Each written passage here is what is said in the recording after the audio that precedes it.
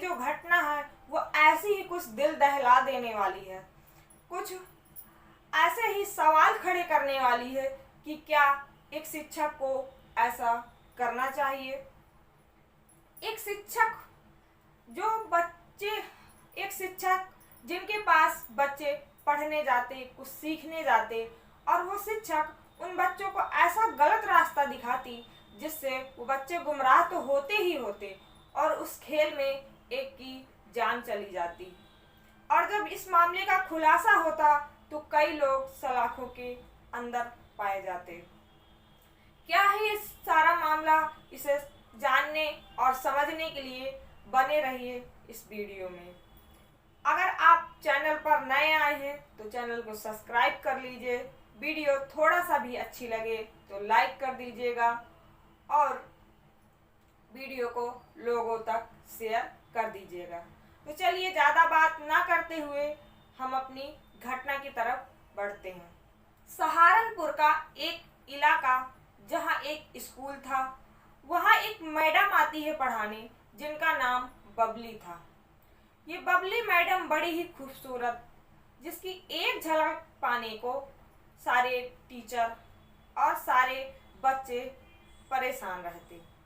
ये सोचते कि ये मैडम हमसे बात कर ले, कुछ सोचते हमसे बात कर ले। ये जो बबली मैडम थी ये अपने काम में ही ध्यान देती, इधर उधर किसी को घासी नहीं डालती। ये पढ़ाने में भी काफ़ी होशियार थी, अच्छी थी, बच्चे उसे काफ़ी पसंद भी करते थे।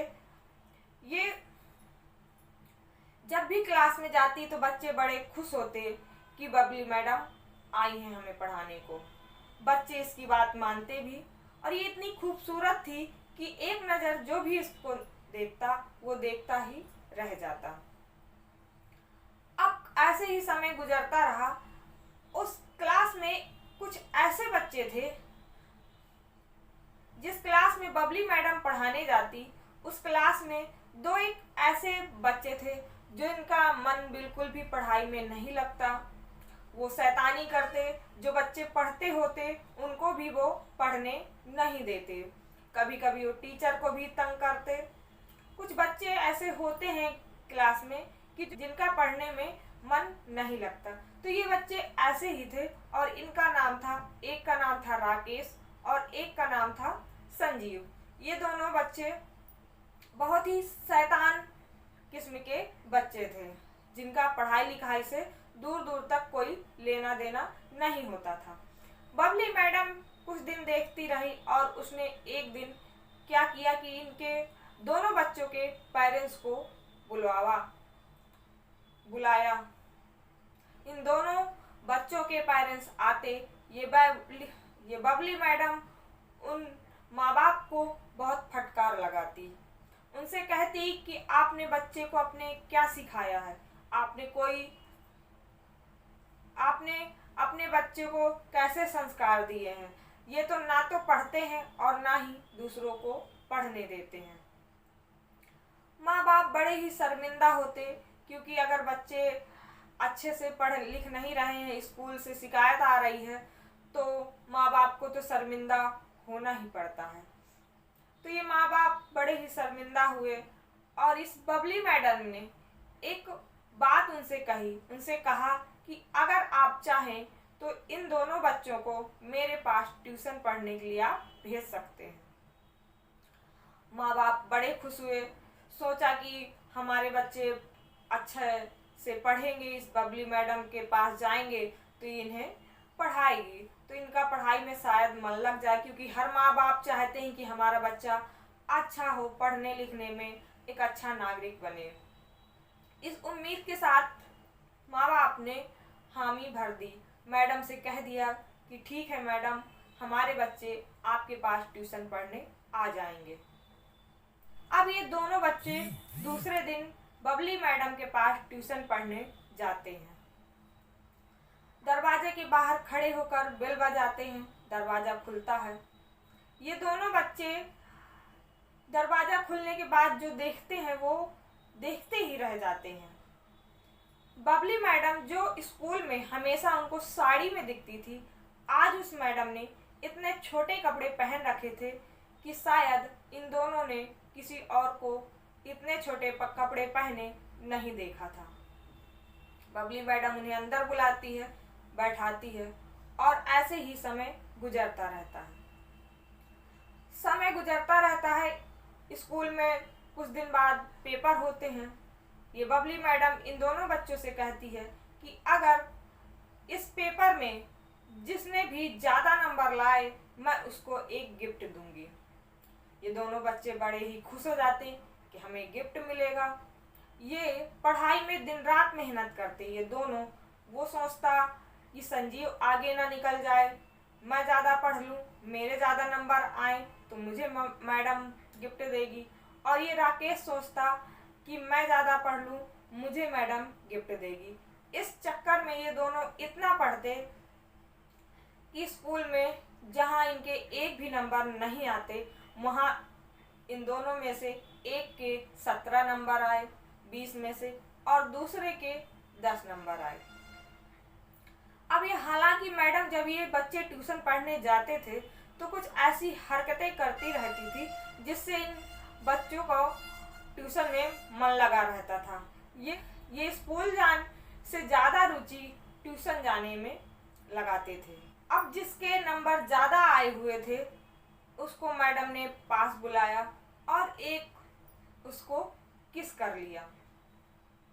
अब जो ये दूसरा बच्चा था जिसके कम नंबर आए हुए थे वो उससे जलने लगा और मन ही मन सोचने लगा कि अगर मेरे ज़्यादा नंबर आए होते तो जो आज इसको मिल रहा है वो मुझे मिला होता। क्योंकि बबली मैडम इतनी खूबसूरत थी कि उसको जहाँ लोग बात करने को तरसते थे वहाँ वो मैडम उस बच्चे को किस कर रही है। ऐसे ही समय गुजरता रहा और बच्चे दोनों ट्यूशन आते रहे। एक दिन क्या हुआ कि संजीव की तबीयत खराब हो गई और इसने ट्यूशन आना बंद कर दिया। अब ये जो राकेश था वो अकेले ही ट्यूशन आया करता था। राकेश जो था वो ट्यूशन आया और इस बबली मैडम ने कुछ ऐसा किया, उसको अपने बबली मैडम ने उसको कपड़े उतारने को कहा और उसके साथ संबंध बना लिया। इसी तरह अब ये सिलसिला रोज ही चलता रहा। अब ये जो राकेश था उसे इतना उतावलापन होता मैडम के घर जाने को कि वो स्कूल जाने से जितना कतराता उतना ये ट्यूशन में जल्दी भागने की कोशिश करता कि मैं कितनी जल्दी मैडम के घर जाऊं ट्यूशन पढ़ने। अब ये ट्यूशन पढ़ने जाता, रोज़ सिलसिला ऐसे ही होता, बबली मैडम इसके साथ वैसा ही करती। अब ये संजीव कुछ दिन बाद ठीक हुआ। ठीक होने के बाद जब ये ट्यूशन जाना स्टार्ट किया तो इसने क्या देखा कि ये जो बबली मैडम है वो राकेश से कुछ ज़्यादा अटैच है। और ये जब भी राकेश को घर ट्यूशन के लिए बुलाने जाता तो उसे पता चलता कि ये राकेश जो है वो 1 घंटा पहले ही ट्यूशन को जा चुका है। ये संजीव मन में सोचता कि आखिर ऐसा क्या हुआ है जो ये राकेश इतनी जल्दी ट्यूशन चला जाता है, मेरा वेट भी नहीं करता। जबकि ये दोनों साथ ही ट्यूशन जाया करते थे, साथ स्कूल जाते थे, इनकी बड़ी अच्छी दोस्ती थी। तो एक दिन इस राकेश का संजीव ने पीछा किया। अब जैसे ही ये राकेश मैडम के घर पहुंचा, दरवाज़ा खुला और राकेश अंदर हो गया। अब संजीव बाहर से देख रहा है और देखने की कोशिश कर रहा है कि कहीं से कुछ दिख जाए कि आखिर ये इतने पहले आके करता क्या है। यहाँ पर घर में एक खिड़की थी जो थोड़ा खुली हुई थी, वहाँ से इसने जो नज़ारा देखा इसके तो होश उड़ गए। दोनों बिना कपड़ों के संबंध बना रहे थे। ये देखकर ये भौचक्का रह गया, इसके पसीने पसीने छूट गए और ये दौड़ता हुआ अपने घर को आया। अब ये संजीव इस राकेश से जलने लगा। ये मन में सोचता कि ये मैडम का ज़्यादा करीबी बन गया है। मेरी तबीयत क्या ख़राब हुई, इसने तो मैडम को अपने करीब ही ले लिया। तो ऐसा क्या किया जाए जिससे ये मैडम से दूर हो जाए। जलन बस इस संजीव ने क्या किया कि इस राकेश को एक दिन डैम पे बुलाया। बोला कि चलो आज हम डैम चलते हैं। डैम ले गया। ये राकेश भी संजीव के साथ डैम गया, वहाँ बैठे और कुछ देर बाद इस संजीव ने क्या किया कि राकेश को धक्का दे दिया। अब ये राकेश डैम में गिर गया और ये संजीव जो है कि जोर जोर से चिल्लाने लगा। तो आस पड़ोस में जो लोग थे वो आए और उन्होंने देखा कि एक लड़का जो कि इस डैम में गिर गया है और उन्होंने तुरंत पुलिस को फ़ोन लगाया। पुलिस की टीम आती, जब तक ये राकेश की जान जा चुकी थी। अब इस राकेश को निकाला जाता पानी से बाहर और पोस्टमार्टम के लिए भेजा जाता। जैसा कि इस संजीव से पूछताछ होती कि आखिर ये कैसे डैम में गिरा, और ये संजीव बताता कि ये बैठे हम लोग दोनों यहाँ पर बैठे थे और इसका पैर फिसला और ये पानी में जा गिरा। यहाँ पर शक करने वाली कोई ऐसी बात ही नहीं थी। पुलिस वालों ने सोचा कि पैर फिसला होगा और ये गिर गया होगा। लेकिन कुछ दिन बाद पुलिस जो है वो कि वहाँ पर फिर से छानबीन करने आती है और सोचती है कि ये जो डैम है यहाँ से तो कोई गिर ही नहीं सकता जब तक उसको कोई धक्का ना दे। तो ये संजीव को पुलिस दोबारा बुलाती और इससे फिर से पूछताछ होती। संजीव को जब दोबारा बुलाया जाता तो ये बड़ा बौखलाया, घबराया और पसीने पसीने हो रहा था। इसकी हरकत देखकर पुलिस को शक होता और इससे सख्ती बरती जाती। तब ये बताता सारी कहानी कि मैंने इसे धक्का दिया है, ये मैडम और राकेश के बीच में ऐसे संबंध थे।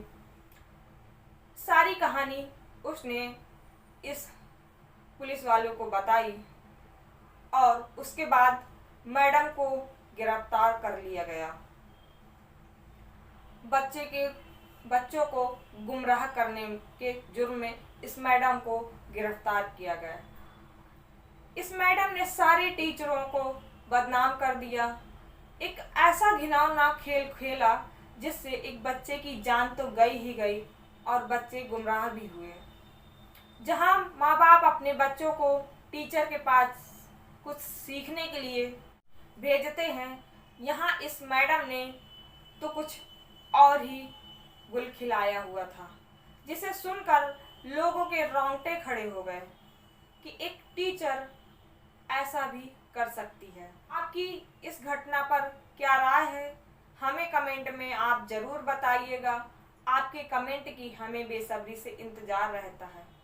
हालांकि आप ये भी बताइएगा कि इस मैडम को क्या सज़ा मिलनी चाहिए और जो संजीव था उसको भी गिरफ्तार कर लिया गया और बाल केंद्र भेज दिया गया, जिससे इसे सुधार किया जा सके।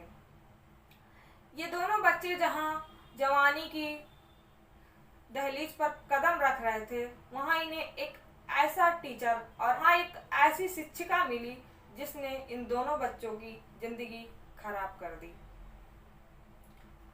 मेरा घटना सुनाने का ये बिल्कुल भी मतलब नहीं था कि किसी को ठेस पहुंचाया जाए, किसी की भावनाओं को आघात किया जाए।